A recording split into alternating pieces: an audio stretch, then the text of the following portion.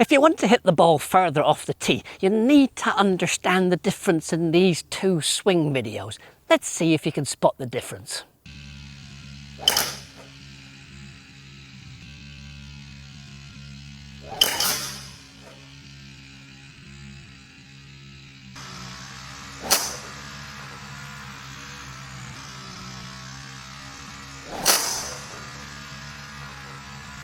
So the two key differences were creating torque on the backswing with the body and creating radius in the arm and club head. Both of those things giving you much more club head speed and more distance. So let's examine how you should turn on the backswing for a powerful rotation and how we create and maintain radius in the swing. I'm Andrew Cullen. If you want to swing better, think better, feel better, and golf yourself to life, subscribe here. And before you think, oh, I don't think my body's up to making such a big backswing anymore, I had 3 70-year-old clients last week, Leo, Christine and Werner, all relatively good mobility for their age, who were all able to hit the ball further with exactly what I'm going to show you right now. And stick around to the end, I'll give you a little tip to help you hit the ball, launch the ball optimally off the tee on the golf course.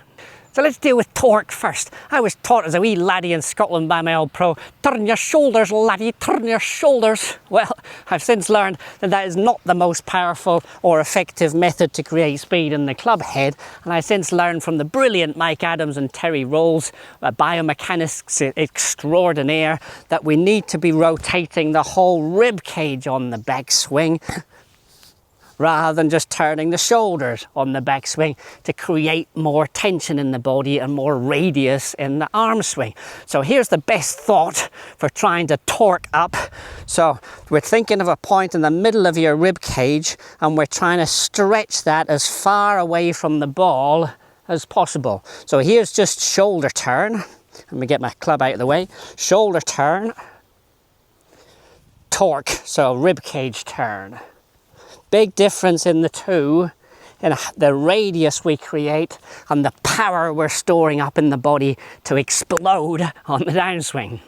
All right, number 2, radius. Let's keep this super simple by keeping the hands the same distance away from me. Start to strike, I maximize the radius of the club head and therefore maximize the speed in the club head. We're also then connected between the upper arms and the upper body from start to finish. You might have noticed in the initial videos when I just turned the shoulders and got my arms swinging, we're also disconnecting here. So very difficult to get the torque working for you with the body to the arms because the arms are not connected to the body.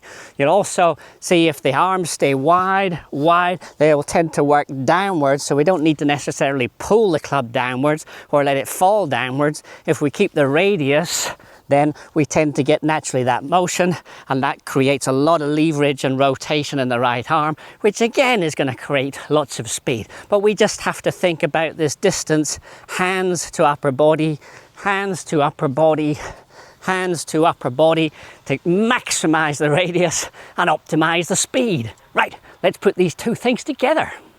Okay, so I'm going to hit 2 balls here. One I'm going to torque up, so again trying to stretch the midpoint of my rib cage away from the ball, and the second one I'm going to focus more on the radius of the swing. You know us men, we can only think of one thing at a time. So let's deal with the first one, torque up. So I'm really focusing on stretching that midpoint of the rib cage away from the ball on the backswing to create radius and tension. That's the fairway finder. That's really good. And the second one, we're just going to focus on the radius. So again, I'm just trying to think of keeping my hands away. I'm trying to keep this distance between my hands and the upper body, same, until the ball's on its way. Okay, so here we go. Thought number 2, radius in the arm swing. Oh, better than the first one. Both beautiful fairway finders. Woo! Just before I get into the bonus tip, if you're scrolling through YouTube and not finding the answers to your golfing questions, check out my Buy Me a Coffee website below, where I give video format answers to your questions for all my members. Now, little bonus tip at the end here. We're just going to draw a big red cross on the ball, and we're going to try and hit the red cross with the club head, but we're going to place the cross not absolutely square on the tee. We're going to turn it towards you a little bit and down a little bit, so we're encouraging an inside and upward attack with the club head. All right, so here we go. Let's tee him up, orientate him round. I'll try and zoom the camera in so you can see that. There he is. So now I don't have to think about radius or about torque. I'm just looking at the red cross, start to finish. So here we go, red cross, red cross, red cross, red cross. And it's the third fairway finder of 3. Many thanks for watching. If you're struggling with your swing, you maybe want to check out this video.